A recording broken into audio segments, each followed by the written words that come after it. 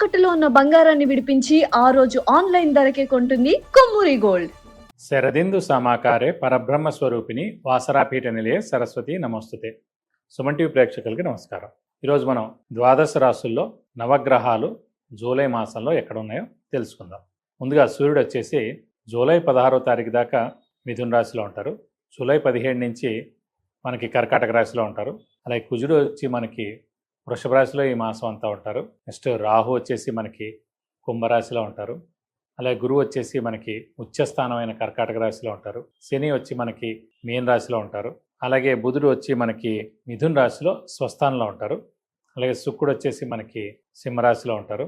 అలాగే కేతు వచ్చేసి ఈ శుక్రుడితో పాటే సింహరాశిలో ఉంటారు. సో ఇవండి ద్వాదశ రాశుల్లో నవగ్రహాలు జూలై మాసంలో ఈ స్థానాల్లో ఉంటారు. ముందుగా మేషరాశి వారికి ఏంటంటే గురువు వచ్చేసి చతుర్థ స్థానంలో ఉంటారు.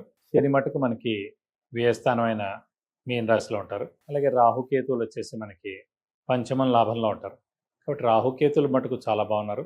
ఆ గురువు వచ్చేసి మనకి చతుర్థ స్థానమైన కూడా ఉచ్చ స్థానంలో ఉన్నాడు. అంటే ముఖ్యంగా మనం ఎలా చూసుకోవాలంటే మేషరాశికి యోగకారకుడు లేదంటే మేషలగ్నానికి యోగకారకుడు అదృష్టకారకుడు లక్ ఫేవర్ చేసే గ్రహమైన గురువు వచ్చేసి మనకి ఉచ్చ స్థానంలో ఉన్నాడు. కాబట్టి ఆ అదృష్టం అనేది పరిపూర్ణంగా ఉందని తెలుసుకోవాలి. లేదా దైవబలం అనేది పరిపూర్ణంగా ఉందని తెలుసుకోవాలి.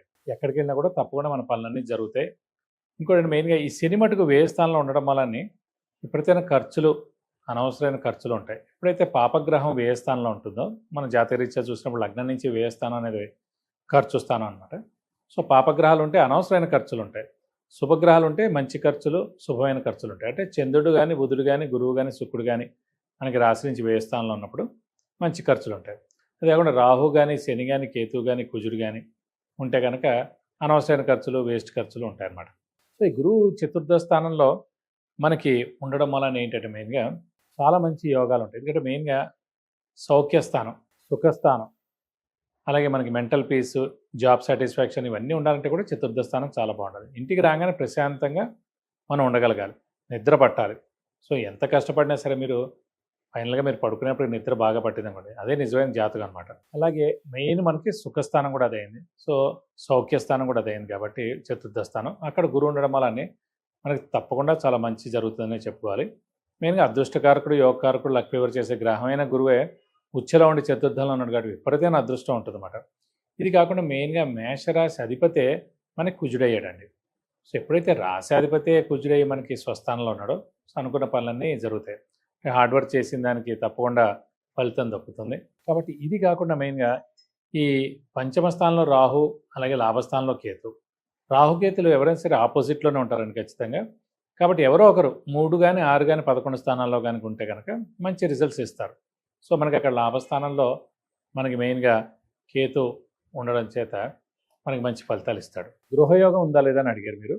సో గృహయోగం తప్పకుండా ఉందండి. ఎప్పుడైనా సరే గుర్తుపెట్టుకోండి, మనకి మన రాశి నుంచి చతుర్థ స్థానం కానీ మన రాశి నుంచి భాగ్యస్థానం కానీ అలాగే లగ్నం నుంచి చతుర్థ స్థానం కానీ భాగ్యస్థానం కానీ గురువు ప్రవేశించినప్పుడు సంవత్సరం కాలం అంతా అక్కడ ఉంటారన్నమాట. సో ఆ సంవత్సర కాలంలో తప్పకుండా మనకి గృహయోగం అనేది ఉంటుంది.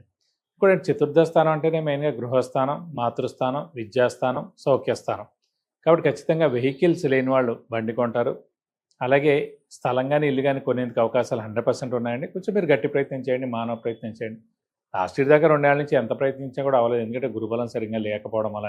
ఇప్పుడు గురువే వచ్చేసి మనకి చతుర్థ స్థానంలో ఉన్నాడు కాబట్టి గురుబలం పరిపూర్ణంగా ఉంది కాబట్టి గురువు ఉచ్చస్థానంలో ఉన్నాడు కాబట్టి మెయిన్గా చతుర్థ స్థానంలో ఉన్నాడు కాబట్టి తల్లికి ఎలాంటి ప్రాబ్లం ఉండదండి. ఎందుకంటే మాతృస్థానం కూడా చతుర్థ స్థానం అయింది. సో అక్కడ అమ్మ అంటే మీ అమ్మగారు ఎవరైతే ఉన్నారో వాళ్ళకి చాలా బాగుంటుంది ఆరోగ్యరీత్యా కానీ. అలాగే వాహనం కూడా కొంటారు, బంగారం కూడా కొనేందుకు అవకాశాలు ఎక్కువగా ఉన్నాయి. విద్యార్థులకి మటుకు ఈ సంవత్సరం చాలా బాగుంటుంది. ఎందుకంటే ఇందాక కూడా చెప్పుకున్నాం మనం, విద్యాస్థానం అంటేనే చతుర్థ స్థానం. అలాంటి చతుర్థ స్థానంలోనే మనకి మెయిన్గా గురువు ఉన్నారు. ఖచ్చితంగా మంచి ఉన్నత చదువుకోవడం, మంచి ర్యాంక్ సాధించడం, మంచి సీట్ సంపాదించడం, అలాగే మంచి యూనివర్సిటీస్లో కానీ కాలేజెస్లో కానీ అడ్మిషన్ రావడం, అవసరమైతే ఫారిన్ కూడా వెళ్ళి చదువుకునేందుకు అవకాశాలు ఉన్నాయి. ఎవరైతే నీట్ ఎగ్జామ్ రాస్తారో లేకపోతే ఇంజనీరింగ్ రాయబోతున్నారో లేకపోతే ఎంబీఏ రాయబోతున్నారో ఇలాంటి పోటీ పరీక్షలు కాంపిటేటివ్ ఎగ్జామ్స్ రాయబోతున్నారు, ఇలా గవర్నమెంట్ జాబ్స్కి ఏమైనా రాయబోతున్నారు, వీళ్ళందరూ కూడా తప్పకుండా సక్సెస్ అయ్యేందుకు అవకాశాలు ఉన్నాయి మేషరాశి వారు ఎవరైనా సరే. ఎందుకంటే గురువు అనే గ్రహమే ఉచ్చ స్థానంలో చతుర్థ స్థానంలో. సో విద్యార్థులకు మటుకు పట్టిందల్లా బంగారం చెప్పుకోవచ్చు. సో తప్పకుండా వాళ్ళు అన్ని విధాలా రాణిస్తారని చెప్పుకోవాలి. ఇక ఈ మాసం ఈ రాశి వారికి పరిహారాలు ఏంటి మెయిన్గా ఈ ల్యాండ్స్ ఎఫెక్ట్ ఎక్కువగా ఉంది. ఎందుకంటే గురువు బాగానే ఉన్నట్టు, రాహుకేతులు బాగానే ఉన్నట్టు, కాబట్టి మెయిన్గా మనం చేసుకోవాల్సింది ఈ సంవత్సర కాలం అంతా కూడా శని రిలేటెడ్ పరిహారాలు చేసుకుంటే మంచిది. ఎందుకంటే మెయిన్గా ప్రతి శనివారం ఉపవాసం ఉండడం, వీలైతే ఒక శనివారం రోజు రక్తదానం చేయడం, వెంకటేశ్వర స్వామిని ఆంజనేయ స్వామిని ఎక్కువగా ఆరాధిస్తే చాలా మంచిది. ప్రతిరోజు వెంకటేశ్వర స్వామి ఆంజనేయ స్వామి అష్టోత్తరం చదువుకుంటే మంచిది. ప్రతి బుధవారం శనివారం వెంకటేశ్వర స్వామి టెంపుల్కి వెళ్ళి 41 ప్రదక్షిణాలు చేసి అభిషేకం కానీ అర్చన కానీ వెంకటేశ్వర స్వామికి చేస్తే మంచిది. అలాగే ప్రతి మంగళవారం శనివారం ఆంజనేయ స్వామి టెంపుల్కి వెళ్ళి 41 ప్రదక్షిణాలు చేసి వీలైతే తమలపాకుల పూజ, లేదంటే సింధూర పూజ, లేదంటే వడమాల సమర్పించడం, ఇలాంటివన్నీ చేస్తే కూడా తప్పకుండా మీకు అన్ని విధాలా మంచి జరుగుతుంది.